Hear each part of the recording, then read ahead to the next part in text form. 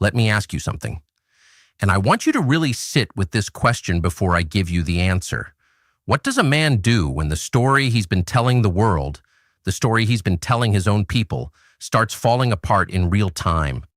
Right there on the battlefield, right there in the numbers, right there in the body bags. What does Vladimir Putin do?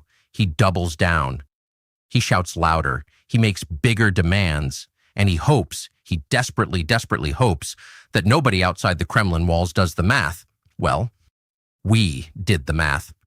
And what it shows is nothing short of extraordinary. Russia's vaunted 2026 offensive, the one Putin spent months building up as the final blow that would break Ukraine once and for all, is not just underperforming. It is failing. By every serious military metric that analysts who actually know what they're talking about use to measure these things, Russia is moving backward, not forward, backward. In a moment, we are going to walk through the numbers in detail, real numbers from real analysts. And those numbers tell a story that the Kremlin does not want you to hear. Stay with us, because this one matters. To understand what is happening on the ground in Ukraine right now, you have to start with something that sounds almost too simple to be significant. Square kilometers. The Institute for the Study of War, the ISW, which is based in Washington and is widely regarded by military professionals as among the most rigorous open-source trackers of this conflict, released its March 31st assessment. And the figures in that assessment tell you almost everything you need to know. Here is the comparison the ISW laid out, and it is worth paying attention to carefully. In the 6-month period between October 2024 and March 2025, Russia seized approximately 2,716 square kilometers of Ukrainian territory. That works out to roughly 14.9 square kilometers per day. Now look at the equivalent period 1 year later. October 2025 through March 2026, Russia seized approximately 1,129 square kilometers. That is about 10.66 square kilometers per day. You do not need to be a military historian to understand what that difference means. Russia is advancing at roughly 28% less per day than it was at the same point a year ago. In a war where Putin has staked his personal credibility, his political survival, and the lives of tens of thousands of soldiers on the promise of a decisive 2026 breakthrough, that number is catastrophic. The ISW's own language in the assessment was unambiguous. As their analysts put it, significant Russian battlefield gains, let alone total victory, are not imminent nor inevitable as of late March 2026. Not imminent, not inevitable. Those two words represent the complete collapse of the narrative Putin has been constructing for over a year. Not inevitable. Those two words represent the complete collapse of the narrative Putin has been constructing for over a year. Picture this. March 23rd, Ukraine's commander-in-chief, General Oleksandr Syrsky, is reviewing 4 days of battlefield reports. What he is looking at represents one of the most concentrated Russian assault efforts in recent months. 600 ground assaults in 4 days. Putin committed tens of thousands of his soldiers to those pushes, and according to Syrsky, as reported by the Kyiv Independent, the result for Russia was 6,090 casualties in those 4 days alone. Extend the window to the full week ending March 23rd, and the toll reaches 8,710 Russian infantry losses. For practically no territorial gains, Syrsky's own words were precise, and almost nothing to show for it. Now here is the thing that makes that number even more staggering. March is supposed to be the beginning of Russia's spring offensive. This is when, according to everything Putin has been promising, the hammer comes down. This is when Ukraine's lines were supposed to shatter. And instead, Russia's forces are bleeding into Ukrainian kill zones at a rate that military analysts are describing as historically unsustainable. The president of the Kyiv School of Economics, Timofey Mylivanov, noted on March 31st that March 2026 is on track to be a record month for Russian losses, with the casualty toll looking set to exceed 30,000 in a single month. 30,000. Let that land. Block 4. Analyst, think tank. Voice, technical, precise, grounded in doctrine. To understand why Russia's offensive has slowed so dramatically, you have to look beyond the headline casualty figures and examine what Ukraine has actually built on the battlefield over the last 12 months. And make no mistake, this did not happen by accident. To understand why Russia's offensive has slowed so dramatically, you have to look beyond the headline casualty figures and examine what Ukraine has actually built on the battlefield over the last 12 months. And make no mistake, this did not happen by accident. The ISW noted in a March 15th post on X, formerly Twitter, that Ukrainian forces have been intensifying what analysts are calling their mid-range strike campaign. This is a doctrine that goes well beyond the front line. The concept is methodical, calculated, and it is working. Here is the core logic, and it is worth understanding because it explains almost everything about the current momentum shift. Ukraine has deployed mid-range drones capable of traveling nearly 3 times the distance of HIMARS rockets, the precision artillery systems that became famous earlier in the war. Multiple outlets, including the Kyiv Independent and Ukrainian outlet Pravda, have reported that targeting Russian air defense infrastructure has become one of Ukraine's defining operational patterns in 2026. The logic is elegantly brutal. Destroy the air defense. Create a gap in Russia's protective umbrella. Then fly more drones through that gap to hit the targets that feed the frontline assault. Once a mid-range drone destroys an ammunition stockpile in the occupied rear, those shells never reach the soldiers who are supposed to use them on the front. And soldiers ordered to advance with no ammunition do not advance. They die in place. This is systematic degradation of a fighting force. Not dramatic, not cinematic, but ruthlessly effective. And then there are the long-range strikes deep inside Russia itself. Ukraine's assault on Russia's Baltic seaport infrastructure in March 2026 has taken approximately 40% of Russia's crude oil export capacity offline, according to reporting by the Kyiv Post on April 1st. 40%, at a moment when global energy prices are already at their highest levels since the COVID era, partly as a result of the crisis in the Strait of Hormuz. That is not a minor disruption. That is a strategic strike at the financial engine of the Russian war machine. Oil revenue is how the Kremlin pays for this war. Fewer oil exports mean less revenue flowing into Moscow. Less revenue means less money for equipment, for salaries, for the contracts that keep Russian soldiers in the field. Every tanker that cannot leave a Baltic port is money that will never reach Putin's defense budget. And this is where the economic and military pictures collide in ways that make Russia's situation genuinely dire. Russia launched close to 1,000 drones in a single assault on March 24th. Nearly 1,000 drones in one night. That is an extraordinary expenditure of military resources. It is also, if you look at what those drones achieved in terms of territorial gain, an extraordinary waste. Because here is the bottom line that any serious analyst would tell you. A military that is launching 1,000 drone raids while simultaneously losing ground to counteroffensives, suffering record casualties, and watching its oil revenue get targeted in its own ports is not executing a winning strategy. It is burning resources trying to maintain a narrative. And resources, real, countable, finite resources, are what wars are ultimately decided by.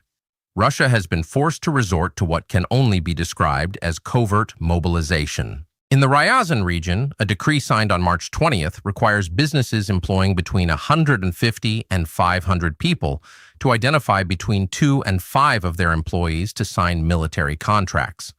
Let me say that again in plain language.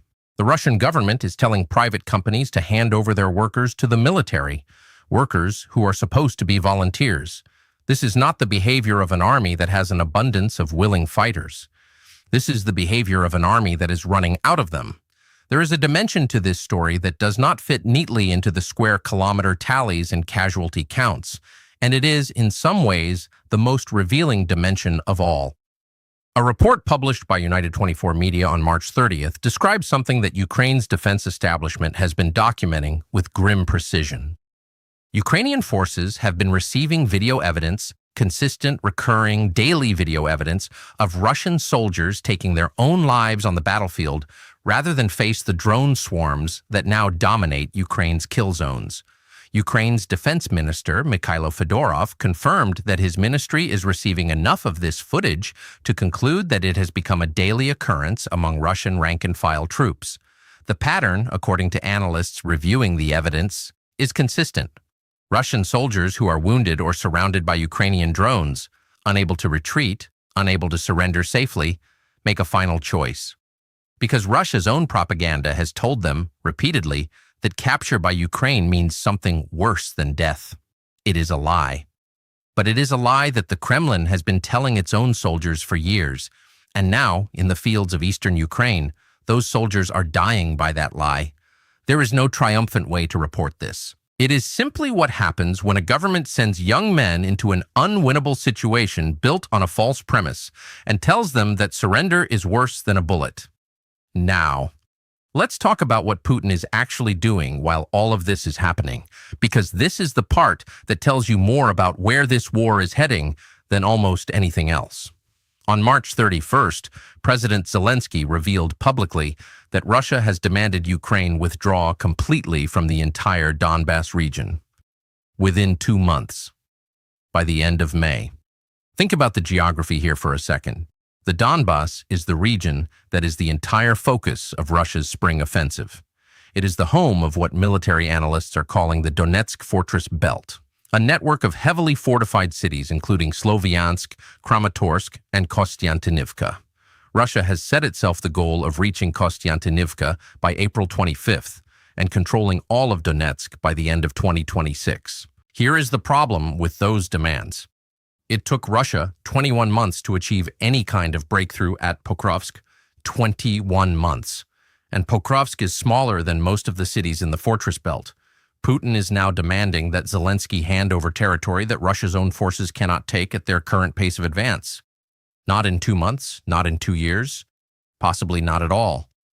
The day after Zelensky's announcement, the Kremlin's chief spokesperson, Dmitry Peskov, appeared in public and made things even more explicit. His message, as reported by the Kyiv Independent on April 1st, was that Ukraine should have already made the decision to withdraw, that Zelensky needed to take responsibility and make this difficult decision, that he should have made it yesterday. That tone, that urgency, that barely contained desperation dressed up as dominance, that is not the voice of a side that is winning. That is the voice of a man who knows his army is not moving fast enough.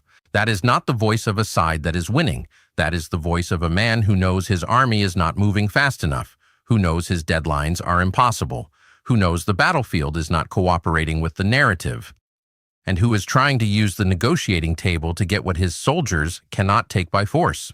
Ukraine has repeatedly said it will not cede the Donbas as part of any peace agreement. And right now, looking at where the momentum sits, there is no military reason for Kyiv to change that position. Here is the development that most Western coverage has not given enough attention to. And it may be the most consequential piece of the entire picture. In Ukraine's south, the region where Russia spent much of the latter half of 2025 trying to build a buffer zone to protect its eastern offensive, Ukraine has been taking territory back. Ukraine has liberated approximately 480 square kilometers in the Oleksandrivka sector. That exceeds the gains made during the Dobropilya counteroffensive, which recaptured roughly 430 square kilometers. And in the Kupiansk area, a region Russia was claiming to have secured toward the end of 2025, there has been what analysts are describing as a complete reversal. Ukraine has liberated at least another 183 square kilometers there.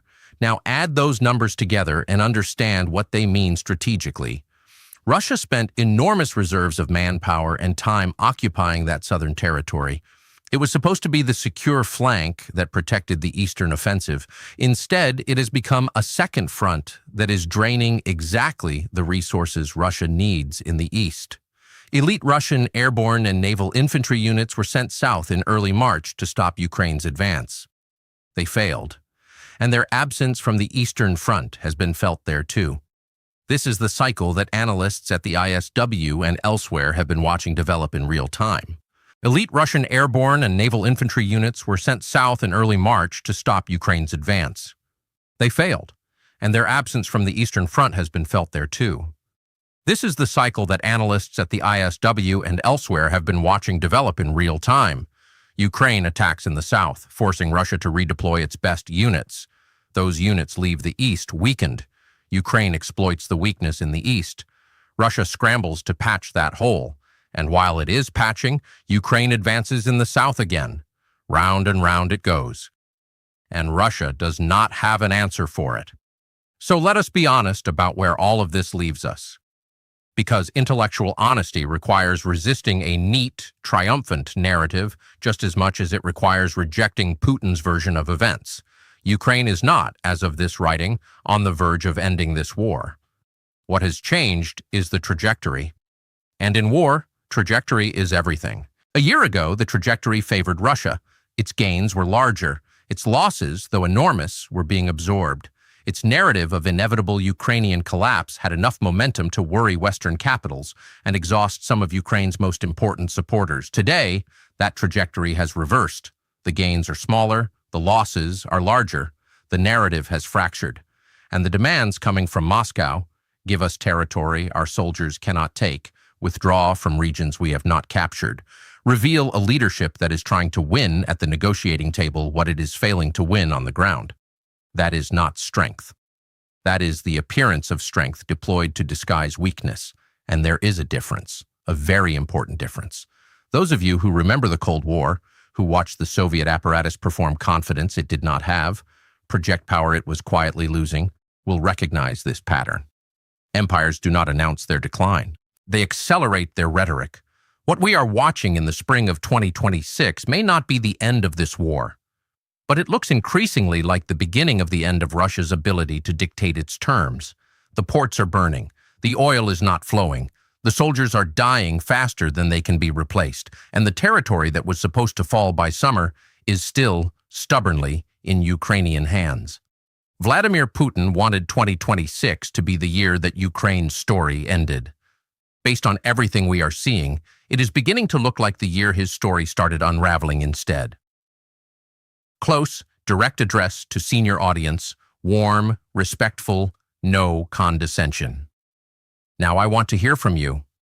And I mean that seriously. Many of you watching have lived through conflicts that the news cycle has long since moved on from. You know what a grinding war of attrition looks like. You know the difference between momentum and finality. Now I want to hear from you. And I mean that seriously. Many of you watching have lived through conflicts that the news cycle has long since moved on from. You know what a grinding war of attrition looks like. You know the difference between momentum and finality.